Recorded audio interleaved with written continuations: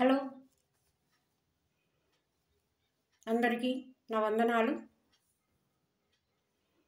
ఈ క్రిస్మస్ ధ్యానాల్లో మొదటి భాగం కన్యక, రెండవ భాగం కుమారుడు, ఇది మూడవ భాగం శిశువు. యెషయా గారు చెప్తున్నారు 9వ అధ్యాయం 6వ వచనంలో, ఏలయనగా మనకు శిశువు పుట్టెను, మనకు కుమారుడు అనుగ్రహించబడెను, ఆయన భుజం మీద రాజ్యభారముండును, ఆశ్చర్యకరుడు, ఆలోచనకర్త, బలవంతుడైన దేవుడు, నిత్యుడగు తండ్రి, సమాధానకర్తగా అధిపతి అని అతనికి పేరు. మనకు శిశువు పుట్టెను. యెషయా 9:6. ఆయన భుజము మీద రాజ్యభారం ఉండును, ఆయన ఒక రాజుని, ఆయన రాజ్య పరిపాలన చేస్తాడని. అంతేకాదు ఇర్మియా 23:5, రాబో దినములలో నేను నీతి చిగురును పుట్టించెదను, అతడు రాజ్య పరిపాలన చేయును. ప్రకటన గ్రంథం 19:16, రాజులకు రాజును ప్రభులకు ప్రభువును అను నామము ఆయన వస్త్రం మీదను తొడ మీదను వ్రాయబడి ఉన్నది. ఏమని చెప్తున్నారు యెషయా గారు? మనకు శిశువు పుట్టును. ఆయన ఎలాంటి వాడు? మనకు కుమారుడు అనుగ్రహించబడును. ఆయన భుజం మీద ఏమున్నది? ఆయన భుజము మీద రాజ్యభారముండును. ఆయన గుణ లక్షణాలను ఈ వీడియోలో మనము చూస్తూ ఉన్నాము. మొట్టమొదటిగా ఆశ్చర్యకరుడు. పాత నిబంధన గ్రంథంలో దేవుడు ఎన్నో ఆశ్చర్య కార్యాలు చేశాడు. ఇశ్రాయేలు చరిత్రలో ఎన్నో అద్భుత కార్యాలు చేశాడు. క్రొత్త నిబంధనలో మొదట ఆయన బోధకు, ఆయన చేసినటువంటి ఎన్నో అద్భుత కార్యాలకు, మరి ఆయన ఎందరినో స్వస్థపరిచాడు. ఆ స్వస్థత కార్యాలకు ఎంతో ఆశ్చర్యపడ్డారు.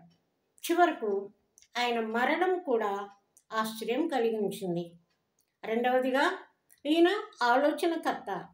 యెషయా 11:2, ఈయన జ్ఞానమునకు వివేకమునకు ఆధారముకు ఆత్మ, తెలివిగల ఆత్మ అని చెప్పి వాక్యంలో ఆయన వ్రాసి ఉన్నారు. అంతేకాదు మూడవదిగా బలవంతుడైన దేవుడు. ఆయన శక్తిమంతుడైన దేవుడు.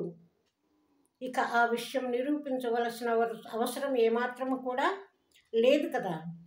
నిత్యుడగు తండ్రి. ఇక్కడ యేసుక్రీస్తును ఆదిలో ఉన్న తండ్రి అని చెప్పబడింది. నిన్న, నేడు, రేపు, ఆది నుండి అంతము వరకు ఉన్నవాడు.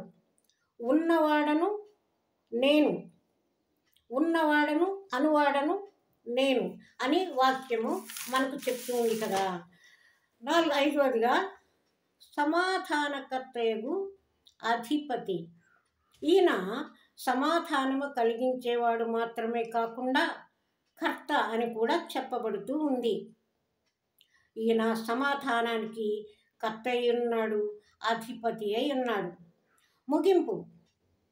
ఇన్ని పేర్లు కలిగిన దేవుడు, ఆ పేర్లలో ఉన్న అర్థం, ఆయన రాజ్యమేలిన వాడు, ప్రపంచంలో ఏ దేవునికి లేని అధికారం యేసుకే ఇవ్వబడింది. ఈయనను మనము నమ్ముతూ ఉన్నామా? శిశువైన క్రీస్తు మన హృదయాల్లో కుమారునిగా జన్మిస్తే శ్రమ నుండి, ఆపద నుండి, సైతాను శక్తుల నుండి, మనలో పాప దోషము లేకుండా మనలను శుద్ధి చేస్తాడు. ఈ క్షణమే ఆ శిశువుని, ఆ కుమారుని మనము అంగీకరించాలి. ఈ వర్తమానాల్లో ముందుకు కొనసాగబోయే విషయాల్లో అనేక విషయాలను, అనేక ప్రవచనాలను మనము వినబోతూ ఉన్నాం. ఎందరో మహానుభావులు, ఎందరో మరి బైబిల్లో ఎందరో పొందుపరిచినటువంటి వాక్యాలు క్లుప్తంగా కొన్నింటిని తీసుకొచ్చి మీ ముందు ఉంచే ప్రయత్నం చేస్తున్నాను. సబ్స్క్రైబ్ చేసుకోండి, లైక్ చేయండి, ఇతరులకు షేర్ చేయండి. ఎందుకంటే నాకు మంచి ప్రోత్సాహాన్ని మీరు కలిగించాలి కాబట్టి. ఈ కుమారుని గురించి, ఈ శిశువు గురించి, ఇమ్మానుయేలు గురించి అనేక విషయాలు మనము ముందు ముందు తెలుసుకోబోతూ ఉన్నాం. మీకు తెలిసిన విషయమే అయినా నేను కూడా కొన్ని మాటలు మీ ముందు, ఇదిగో ప్రభా, దేవా నాకు శక్తిని దయచేయి నాయనా అని నేను ప్రార్థన చేసుకుంటున్నప్పుడు ఆయన నాకు ఇచ్చే ఆశీర్వాదంతో పాటు మనుషుల ఆశీర్వాదాలు, దీవెనలు కూడా ప్రతి ఒక్కరికి కావాలి. ప్రతి ఒక్కరు కూడా క్రీస్తుని ఆశీర్వాదాలు పొందుకుని ఈ క్రిస్మస్ సమయాల్లో ప్రతి కుటుంబంలో ఎంతో ఆనందాన్ని ప్రతి ఒక్కరు సొంతం చేసుకోవాలని ఈ వీడియో ద్వారా తెలియజేస్తున్నాను. అందరికీ నా నిండు వందనాలు.